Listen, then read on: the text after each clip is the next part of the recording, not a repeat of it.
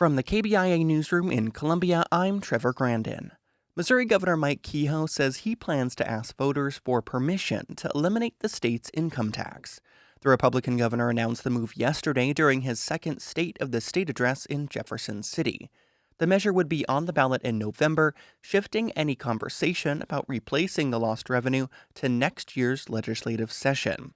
Kehoe says the plan should include an expansion of the sales tax to digital services and monthly subscriptions. When these types of modern services are taxed, it will create a new revenue for local governments. These increases will need to be offset by reducing local taxes like property tax. But Missouri House Democrats say Governor Mike Kehoe's plan will ultimately be a tax increase. Income tax makes up 2/3 of the state's general fund revenue.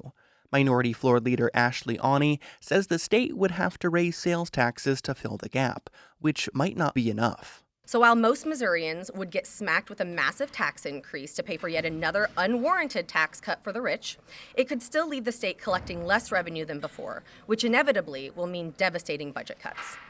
Kehoe's proposed budget for next year includes $600 million in cuts, and the governor says he does not support sales taxes on agriculture, healthcare, or real estate. And federal child care subsidies have been fully restored in Missouri. As Katie Gravich reports from St. Louis, the $25.7 million were reinstated following the Trump administration's pause last week. State officials say child care subsidy providers can expect to receive delayed funds by Friday after the state submitted additional justification for the subsidies. The federal government issued a notice last Thursday requiring the Missouri Department of Elementary and Secondary Education to submit its justification for the funds. The department says over half of Missouri child care providers were affected by unfulfilled invoices from December 30th to January 12th.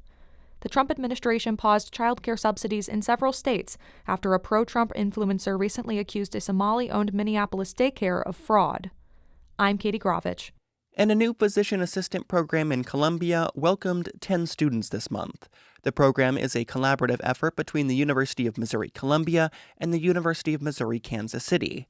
Eric Johnson directs the physician assistant program at UMKC. He says the expansion to mid-Missouri will help address shortages in rural healthcare providers by bringing in more students from those rural communities. Taking students into your program that are from Missouri is really an initial step in the right direction for providing care for rural patients. The program goal is to increase student enrollment to 20 for 2028. I'm Trevor Grandin, KBIA News, Columbia.